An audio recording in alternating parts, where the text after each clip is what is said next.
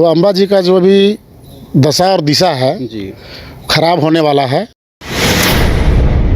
सत्ता का क्या महत्व होता है, नोटिस मिलता है योगेंद्र साहू जी को और एफआईआर होता है अज्ञात लोगों के नाम पे। सत्ता लोगों के सर पे चढ़ के नाचने लगती है ना, तो उनका जो विचार व्यवहार सब कुछ बदलने लगता है। लेकिन क्षेत्र में जो विकास होना चाहिए जी, जो कार्यकर्ता को मान सम्मान मिलना चाहिए जी, वो कुछ भी नहीं मिल रहा है लोगों को।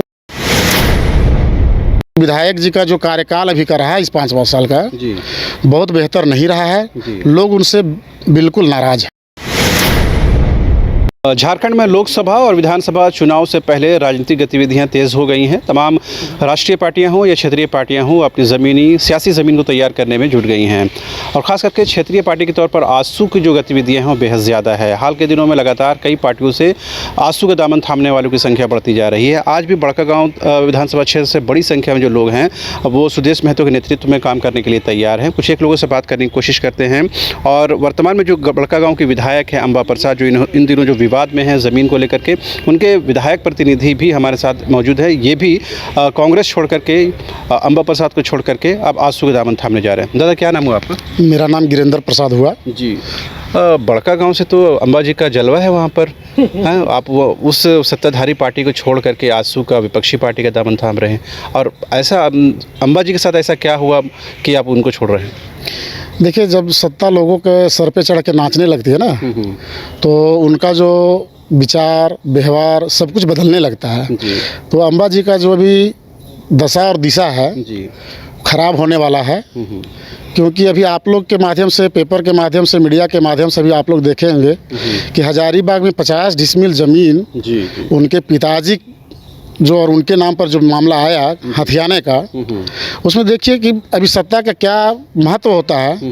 नोटिस मिलता है योगेंद्र साहू जी को और एफआईआर होता है अज्ञात लोगों के नाम पे। जी, तो क्षेत्र में भी अभी हम लोग लगभग 20 साल से उनके साथ में जुड़े रहे, उनके पिताजी के समय से। लेकिन क्षेत्र में जो विकास होना चाहिए, जी, जो कार्यकर्ता को मान सम्मान मिलना चाहिए, वो कुछ भी नहीं मिल रहा है लोगों को। न विकास हो रहा है, न मान सम्मान मिल रहा है। आप कब से कब तक विधायक प्रतिनिधि रहे हैं? नहीं, हम तो 2005 में सबसे पहले यूथ कांग्रेस का ब्लॉक प्रेसिडेंट बने। ठीक है। उसके बाद इंटक जो चलता है संगठन, उसका हम प्रखंड अध्यक्ष बने। और अभी विगत जब अम्बा प्रसाद जीती हैं चुनाव, उसके बाद से हम उनका विधायक प्रतिनिधि आज तक रहे, मतलब कल तक रहे, जब तक हम इस्तीफा नहीं दिए थे। तो कभी मतलब पार्टी छोड़ने से पहले या अम्बा जी को छोड़ने से पहले कोई बातचीत हुई, उनको कुछ बताया आप लोगों ने? देखिए, बीच बीच में क्या होता है ना कि मान मनोबल होता है। जब कुछ बात हुआ तो उनके तरफ से कोई आए बात किए, उनके भाई आए बात किए, लेकिन बात करने से नहीं होता है। उस पर कोई अमल किसी तरह से, न उनके तरफ से न उनके परिवार की तरफ से कोई नहीं करता है। जी, जी, तो ये माने कि ये आम जो पार्टी कार्यकर्ता हैं उनके अंदर भी यही भावना जो आप सोच रहे हैं? देखिए, आम कार्यकर्ता जो हैं, अभी तो हम लोग गिने चुने हुए लोग हैं और लोग आते जाएंगे, लोगों की संख्या बढ़ेगी।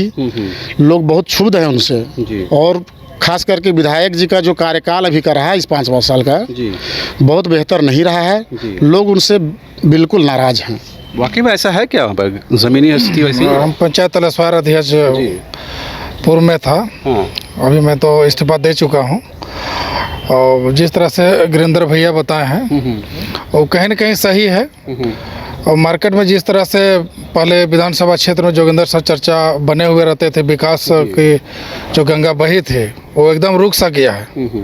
लोगों की जितना अपेक्षा थी, लोगों को जितना वोट दिए उनको अम्बा को जिताने के लिए, और 30-32 हज़ार से वोट से जीती हो, उसके हिसाब से क्षेत्र में काम नहीं कर पा रही है। तो लोगों का कार्यकर्ता को धीरे धीरे मनोबल टूटते जा रहा है। और हम लोग का बड़कागांव विधानसभा औद्योगिक क्षेत्र है। लोगों को बहुत आशा और उम्मीद लगा हुआ था कि कार्यकर्ता हमारे विधायक बनेंगे तो कार्यकर्ता लोग को उनका जीवन यापन उच्च स्तर पर बढ़ेगा। लेकिन आज स्थिति इतना खराब हो गया, कार्यकर्ता लोग नाराज है। जी, वाकई में क्या लग रहा है कि ये जो अम्बा प्रसाद का 2024 का चुनाव है मुश्किल होने वाला है? बहुत मुश्किल है सर। ये हम लोग विधायक जब प्रथम बार में जो जोगिंदर भैया आए थे, उस समय से हम लोग उसमें कार्यरत हैं। मगर जेल के क्रम में हम लोग फिर निर्मला देवी को विधायक में चुने। तीसरी बार है विधायक अम्बा प्रसाद आई, उसको भी ये किए। पूरे परिवार को हम लोग झोंक दिए, मगर हम लोग को किसी प्रकार का कोई कार्यकर्ता को तरजीह नहीं दिया जाता है। सिर्फ आश्वासन पर आश्वासन, आज करेंगे कल करेंगे, सिर्फ दिखावा बाहर में है। ये शिकायत तो पार्टी फोरम में होना चाहिए ना, पार्टी फोरम में नहीं रखी आप लोगों ने। हम लोग रखे हैं, मगर उसका कोई ये नहीं है, माने मकसद नहीं है। सुनिए सर, वहाँ के एक दो जो हैं प्रखंड अध्यक्ष हैं या फिर एक दो गिने चुने नेता वहाँ गिनते हैं, बस उन्हीं लोग को तरजीह दिया जाता है। उसी समय जिस समय होता है उन्हीं लोग को बुलाया जाता है। बाकी कार्यकर्ता जो पुराने कार्यकर्ता लोग हैं उन लोग को ताक पर रख करके सारा काम किए जा रहे हैं। वो ये जो नाराज़गी आप बता रहे हैं, योगेंद्र साहू से ज़्यादा है या अंबाजी से? नहीं, हम लोग को तो अंबाजी से ज़्यादा नाराज़गी है। देखिए, योगेंद्र साहू जी रहे थे उसमें कुछ तो ठीक रहा, लेकिन इनके आने के बाद लोगों में एक जो ऊर्जा मिलती ना, वो नहीं मिल पाई। अच्छा, जब से आई है, देखिए हमारे यहाँ कोलवरी खुली है, लोगों के ऊपर मतलब एक उम्मीद जगा कि हम लोग लोकल लोग हैं, हम लोग को काम मिलेगा, रोजगार मिलेगा, लेकिन ऐसा कुछ भी नहीं हुआ। आज भी वहाँ पे अगर कोई 30,000 40,000 किसी को डोनेशन दे, 50,000 1.5 लाख, तुरंत नौकरी लगेगी। लेकिन जिसके पास पैसा नहीं है, आज वो आदमी दर दर के लिए भटक रहा है, उसके पास 1 रुपया पैसा नहीं है, उसको कंपनी में काम नहीं मिलेगी। ये रवैया है। बता रहे हैं क्या अंबाजी को इन चीज़ों का एहसास है कि नहीं, उनको सब कुछ, सारा जो बड़का गांव में काम हो रही है उनके नज़र से गुजर रही है, और उसको देखते हुए उन्होंने अनदेखा किया है उसको। वो भी तो एक राजनीतिक घराने से आती है, उनको तो पता है 2024 फेस करना है, तो आप जैसे लोगों की नाराज़गी क्यों मोल रहे हो? नहीं, देखिए, राजनीतिक घराना उसको हम नहीं कह सकते हैं। नहीं है उनके यहाँ कोई उनको विरासत में नहीं मिला है ये चीज़। नहीं है। हम ही लोग गिने चुने लोग थे जो माननीय योगेंद्र साहू जी को विधायक बनाए। जब वो जेल चल गए तो उनकी पत्नी को हम लोग विधायक बनाए, और जब दोनों चले गए तो उनकी बेटी को बनाए। अब ये साजिश हो रहा है कि बेटी शायद सांसद बनेगी और फिर उसके बेटा को हम लोग बना दे, तो हम लोग उसके लिए नहीं बने हैं ना। क्षेत्र का विकास नहीं होगा, सिर्फ परिवार का विकास हो तो ऐसा नहीं चलेगा। तो आप लोगों की अपनी राजनीतिक महत्वाकांक्षा नहीं है कोई? नहीं, हम लोग चाहते हैं कि क्षेत्र का विकास हो, सब लोग खुशहाल रहें, बस यही चाहिए हम लोग को। ठीक है, तो आपने सुना, बताइए। वहाँ पे माइनिंग क्षेत्र जो खुला हुआ है उसमें बाहरी लोग का ज़्यादातर प्राथमिकता दिया जाता है, और लोकल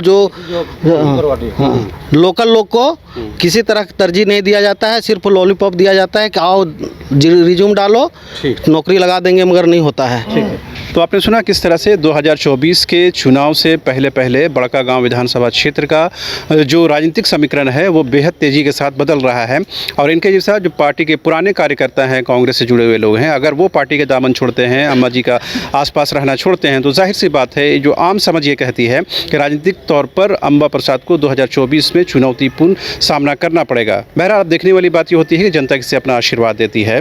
कैमरामैन नूतन के साथ रांची से शहनवाज।